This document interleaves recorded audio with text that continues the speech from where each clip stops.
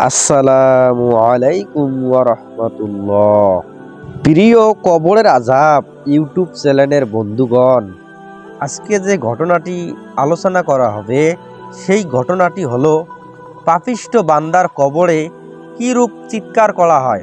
ঘটনাটি জানলে আপনারা আশ্চর্য হয়ে যাবেন, এজন্য সম্পূর্ণ ভিডিওটি দেখার অনুরোধ রইল। হযরত বারা ইবনে আজিব রাদিয়াল্লাহু তাআলা আনহু বলেন, রাসূলুল্লাহ সাল্লাল্লাহু আলাইহি ওয়াসাল্লাম ইরশাদ করেছেন, যখন কাফির উত্তর দেবে হায় হায় আমার কিছুই জানা নেই, তখন আসমান থেকে একজন আহ্বানকারী বলবে, সে মিথ্যা কথা বলছে, তাকে আগুনের উপর শুইয়ে দাও এবং অগ্নিবস্ত্র পরাও আর তার জন্য দোজখের একটি দরজা খুলে দাও।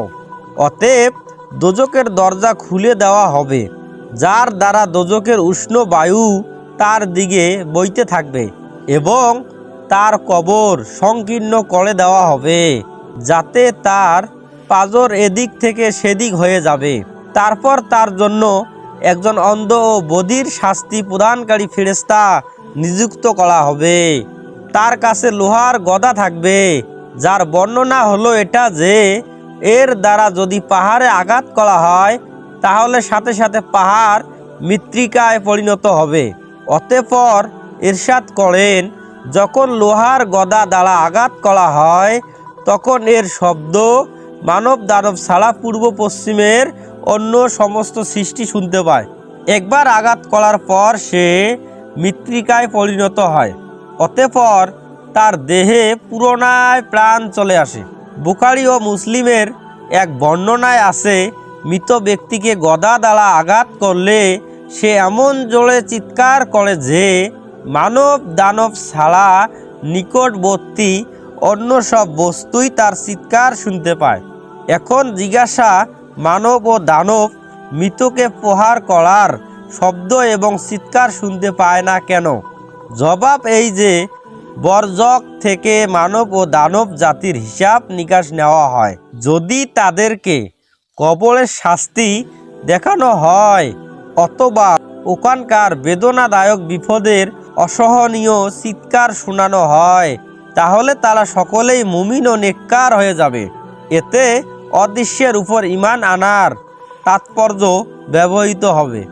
শুধু রাসূলে কারীম সাল্লাল্লাহু আলাইহি ওয়াসাল্লাম এর কথা শুনেই মানতে হবে, চাই তা বোধগম্য হোক অথবা না হোক। রাসূলের কথা সঠিক জেনেই মানতে হবে, আর একে ঈমান বলা হয়। নিঃসন্দেহে যারা অদৃশ্য থেকে নিজেদের প্রতিপালককে ভয় করে তাদের জন্য রয়েছে মাগফিরাত ও মহা পুরস্কার।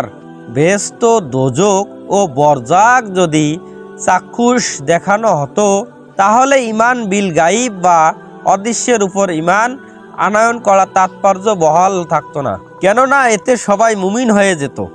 মৃত্যুর সময় ঈমান আনয়নে কোনো লাভ নেই, কেননা ওই সমস্ত শাস্তি প্রদানকারী ফেরেশতারা দৃষ্ট হয়। আল্লাহ পাক ইরশাদ করেন, যখন তারা আমার শাস্তি দেখে ঈমান আনবে তখন তা তাদের কোনো উপকারে আসবে না। সূরা মুমিন 85 নম্বর আয়াত। যখন কিয়ামত সংগঠিত হবে এবং বেহেশত ও দোজখ চাক্ষুষ দেখা যাবে তখন সবাই ঈমান আনবে এবং রাসূলগণের বাণীর সত্যতা ঘোষণা কোনো কাজে আসবে না। মানুষকে কবরের আযাব না দেখানো এবং চিৎকারের শব্দ না শোনানোর মধ্যে রহস্য এই যে মানুষ এটা সহ্য করতে পারত না।